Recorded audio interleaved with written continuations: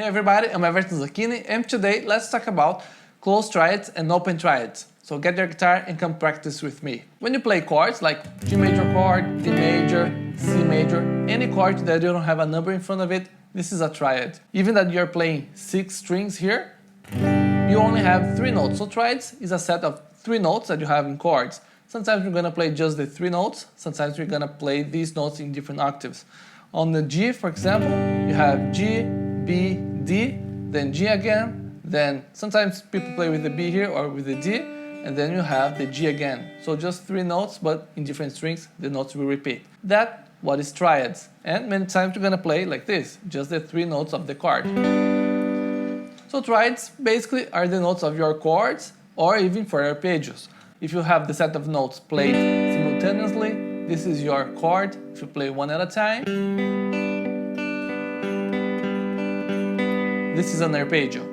Now, what's the difference between closed triads and open triads? Basically, the difference is the octaves. When you have these 3 notes, the 3 notes of a triad inside of one octave, this is a closed triad. When you have in different octaves, this is an open triad. When you play C major chord, we have the closed triad here.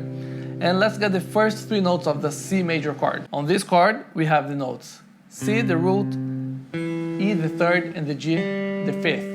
This is the major triad, and we're gonna play just these 3 notes. These 3 notes is in one octave. You have very close to each one. If you look at the piano, for example, the C, the first key here, then you have the E, and then you have the G. This is closed triad. On the guitar, we can visualize. We have C here on your A string, and then we have 1 octave higher on fret 15, the C again. This is 1 octave. Now in this octave, if I have C, E, and G, I have the 3 notes in 1 octave, closed triads, okay? That's your closed triad. When we have the open triads, now we start to move the notes from the octaves. For example, instead of I have C, E, and G, I will get this E, and I put this E 1 octave higher. Instead of I play here, I will play here. So I have now C, G, and E. Okay, the E that was here, now it's much higher. In one string, we have here C, and the octave here is like I get the E right here. On the next octave, I have C, G, and E, or in different strings.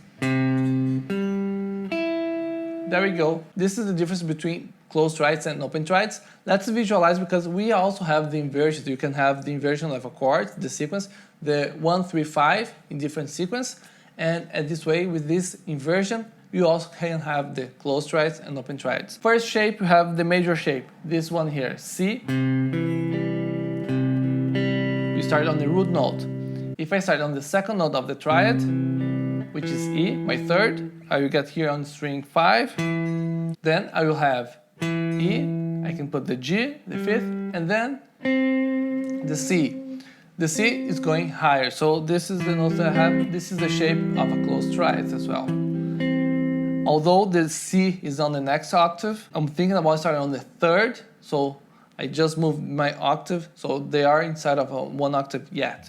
So I have here this shape.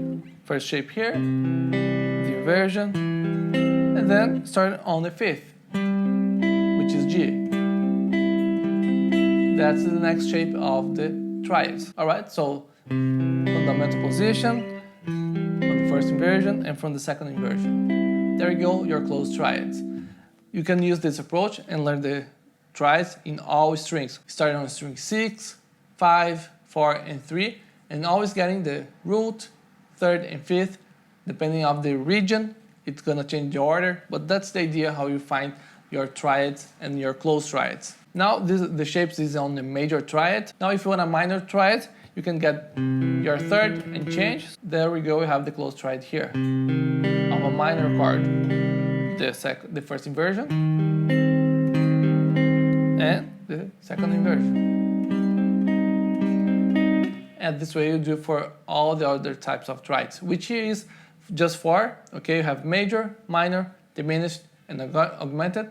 We're gonna cover 3 of them because we're gonna see the triads that we have in the major scale. Before we continue, remember, hit your like.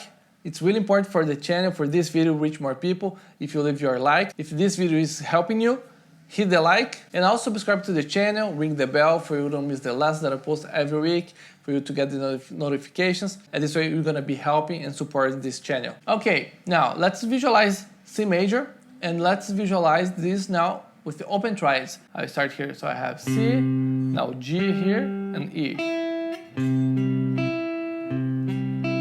Now, starting with the inversion, I have E, then I will get C and the G.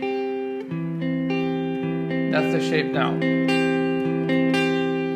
Then I will start on G, and now the sequence we're gonna have G, the fifth, the third, which is E, and then the root note C.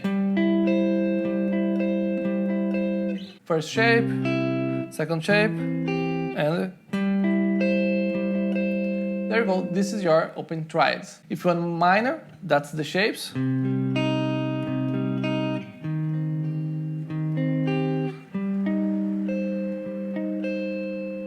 Apply the idea of visualize the triads, starting from the root, from the fifth, and from the third, in other strings as well. The next step for you to practice is visualize the chords inside of a scale, in a major scale or minor, and that you can apply this idea of open triads and closed triads, visualizing every degree of the scale. Let's do in C major.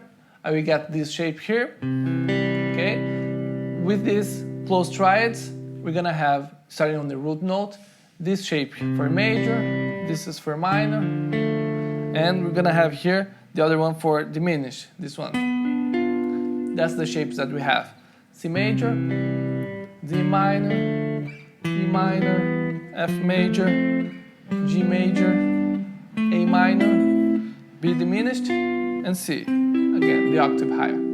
If it's with open triads, C major, D minor, E minor, F major, G major, A minor, B diminished, and C the octave. Practice with minor chords, for example, C minor.